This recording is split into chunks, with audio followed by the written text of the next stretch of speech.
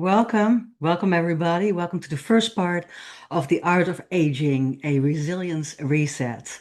This is a six-part conversation about resilience, about renewal, and about radiance.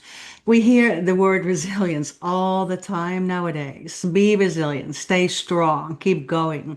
But many of us were taught a version of resilience that simply meant pushing through, staying busy, and not letting anyone see how tired we really are.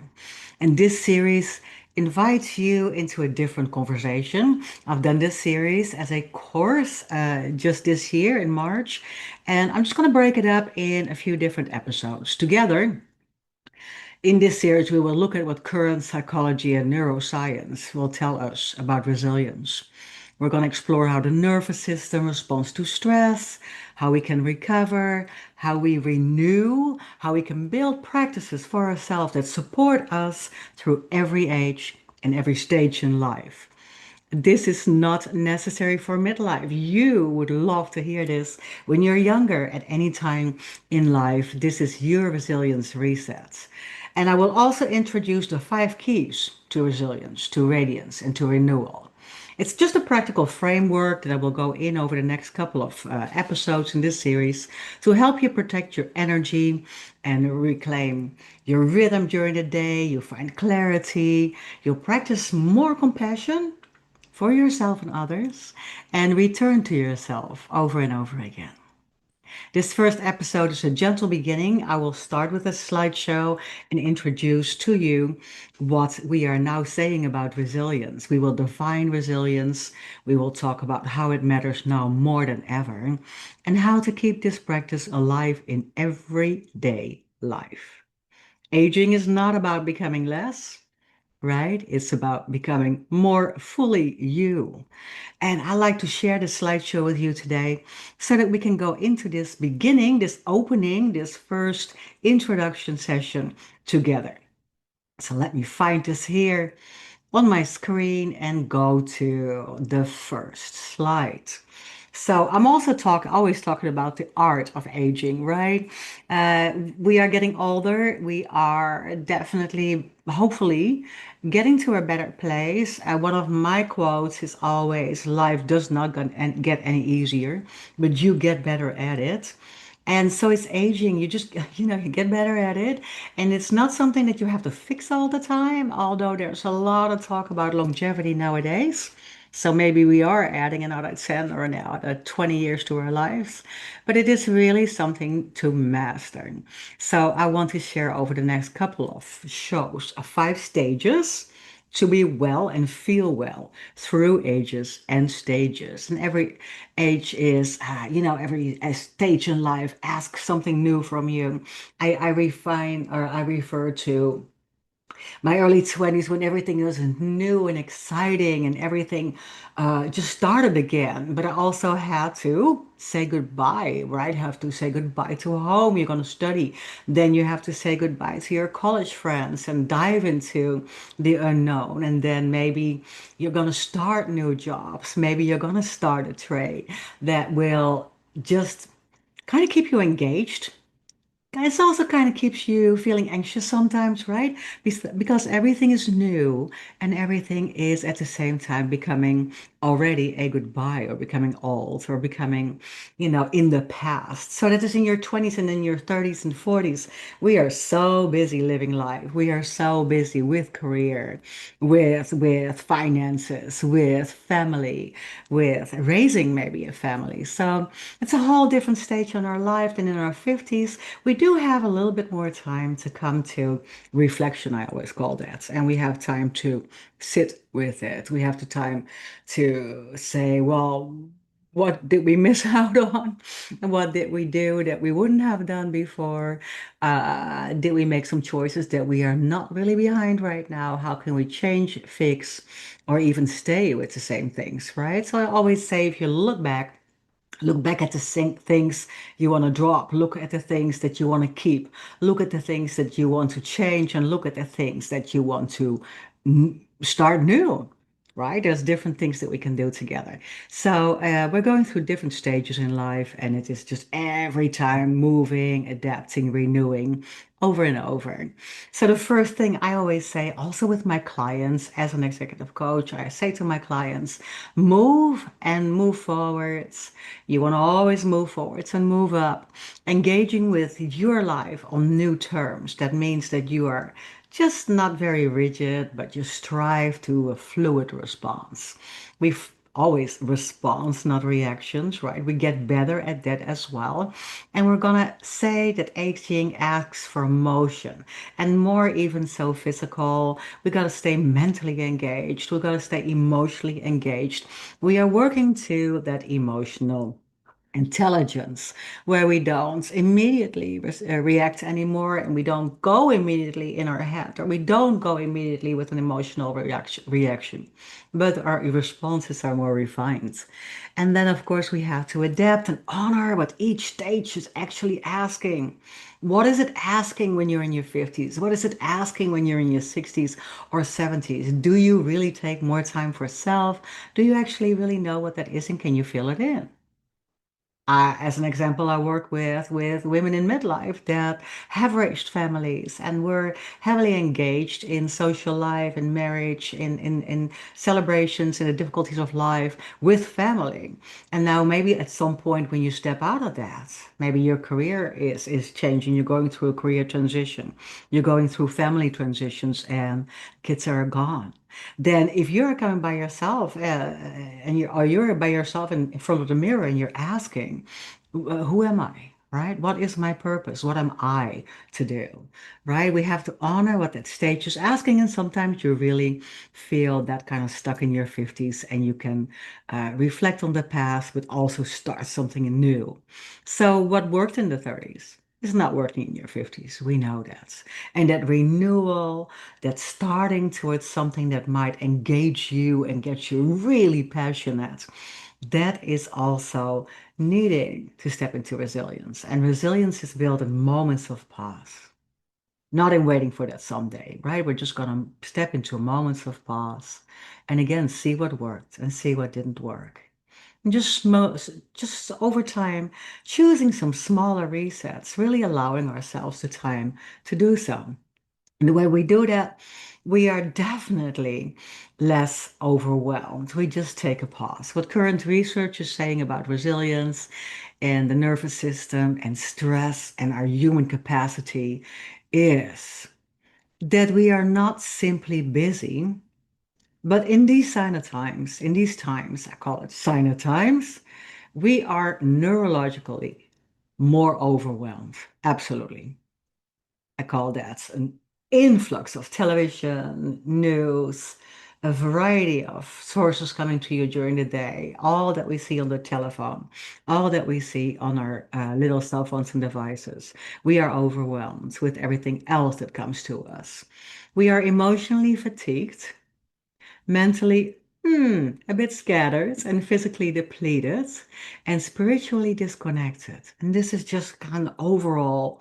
You might relate to one, you might relate to two of these. You might say, yes, that's definitely what I feel. I work with people in burnout so much that are experiencing burnouts. And it's all these, right? Neurologically overwhelmed, emotionally fatigued, mentally scattered, physically depleted, spiritually disconnected. And how can we heal? How can we go into healing ourselves on all these points, right? Resilience has become one of these most discussed topics across leadership, wellness, psychology, corporate culture, trauma recovery, and human performance. And just for this good reason.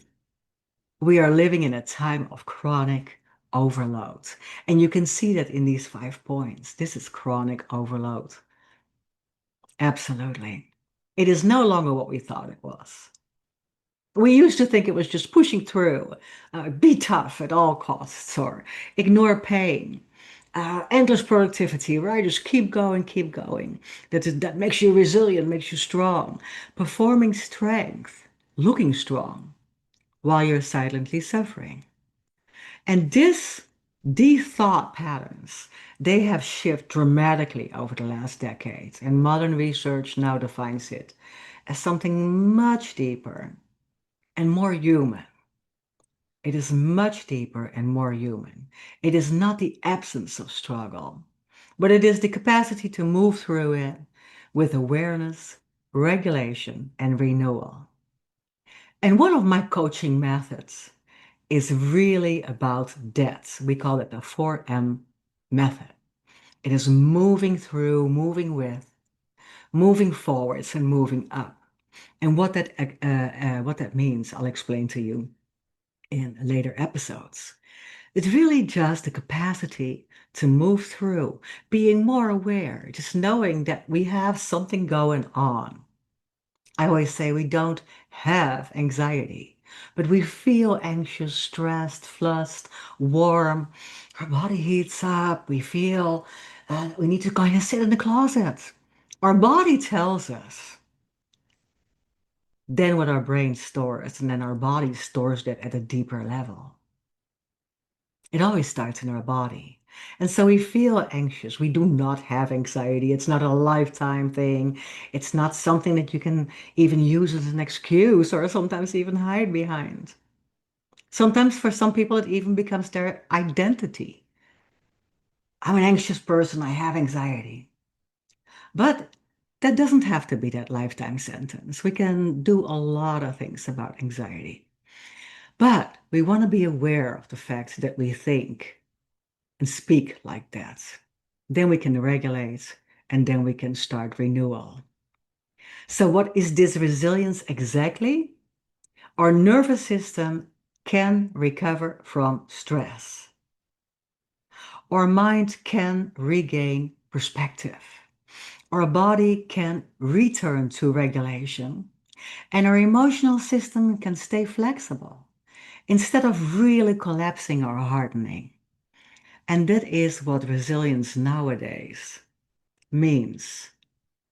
Our system is resilient. We can recover from stress, regain perspective, return to regulation, and stay flexible during. It is really important that nowadays we understand this. There's so many more things that we have learned about the somatic part behind what's going on in our life, right? Why is our body storing trauma? Why is our body storing pain and experiences? And why does that stay there while our mind is thinking, well, I should be over that. I should be done with that. It is really important that we are working on the ability to adapt, the ability to recover and regulate, and then grow through that stress or that adversity, these challenges, these changes, these transitions in life. It just means that we can recover. We can do this, and that we have to be aware of it. So nowadays, research increasingly describes resilience as adaptive capacity, nervous system flexibility, emotional regulation, recovery ability, and sustainable functioning under pressure. And that is a lot of information. So over the next couple of episodes, I will definitely go into that, what we can do, starting with my 5 points for that resilience reset and how you can help yourself being more aware, catching things that are around you that are happening, and what you can do to respond emotionally and also your body. What can you do for your body? What can you do for your mind? What can you do for your nervous system? So again, it's the capacity to stay human under pressure. It's not a cycle, and it's a cycle, it's not a train. I said that wrong. Resilience is a cycle, right? So we have activation, stress signals arrive in our body. Regulation, right? We want to start breathing, grounding, and have a really perspective shift so that we can settle our system. We feel this in our body, but now we go to regulate it. Now, while we do that, in this circle, we can recover. Our nervous system returns back to baseline, and clarity, somewhat clarity comes back. Sometimes we can see at this point we can see things a little bit more clear. Then we can adapt to it. Our mind can integrate what happens. And now we can update our behavior, our responses. And we can step into action with renewal. Our capacity expands. The next stressor finds you more whole. You get better at it. Life keeps happening, right? You get better at it. So activation, regulation, recovery, adaptation, and renewal. An A, an R, and an R, and an A and an R. We have to use that over the next 5 episodes. And the loop repeats. But like I said, the circle widens your capacity. So we're going to walk through it by stage and stage, right? In that activation, our chest is really tightening, our breath shortens, our eyes narrow, the threat is detected. There is a response or reaction to stress. Something external, something big happens. Our body is stepping into that activation. Regulation could be a long exhale, feeling the floor, just kind of activating the senses, feeling your jaw, just a big breath, and just slowly, slowly, slowly coming back into feeling and being aware of your body. And then that recovery is that your shoulders will drop. That's always the first sign, right, that I can see with my clients and patients. Shoulders are next to your ears. When something happens, so the shoulders will drop, your vision returns, the room comes back into focus. And then we're going to go to adaptation. You hear the actual concern under the pushback and you're going to respond. You're not going to overreact. And then renewal comes after. A short walk, the pattern. This pattern is now yours. This pattern, you make it your own. This pattern becomes you. This pattern becomes you when something happens again. Let's say that in an example here, right? There's an example here that it's Tuesday morning. A senior exec pushes back on your strategy in front of the whole team. What are you gonna do? You're gonna go into super stress response. Your chest tightens, your breath shortens, your jaw locks. And that's normal. We don't want to be called out in front of a group, in front of the whole team. We don't want to necessarily be shown our shortcomings, right? What happens next is what you do with that. You feel that activation, you're going to regulate it, you're going to recover, and this can all be in a few minutes. So that you're not going in a full-blown panic attack, but you regulate and you come into that recovery, that awareness, that adaptation, and that renewal. I hope this stays with you. I hope this resonates with you. I hope that you are going to practice with me. And I hope that you are over the next couple of weeks are going to step into these responses, these 5 ways with me to really get better at it, to really get better at resilience and do a full resilience reset with me. Over the next 5 weeks, I will go again into that emotion regulation, physical movement, what it can do for you, social connection, how important is that? Finding your meaning and purpose, and the importance of sleep and recovery. This adds, all adds to you becoming emotionally more, mentally more, physically more resilient. So according to research, this is all very important, and I will go into and tie that into my 5 points, my method. I hope to see you over the next 5 weeks. I hope you listen. I hope you watch. And we're going over the 5 keys, self-compassion, renewals, boundaries, creating clarity, and rhythm over routines. And of course, I hope you listen and I hope you give me some feedback. I'll see you next time.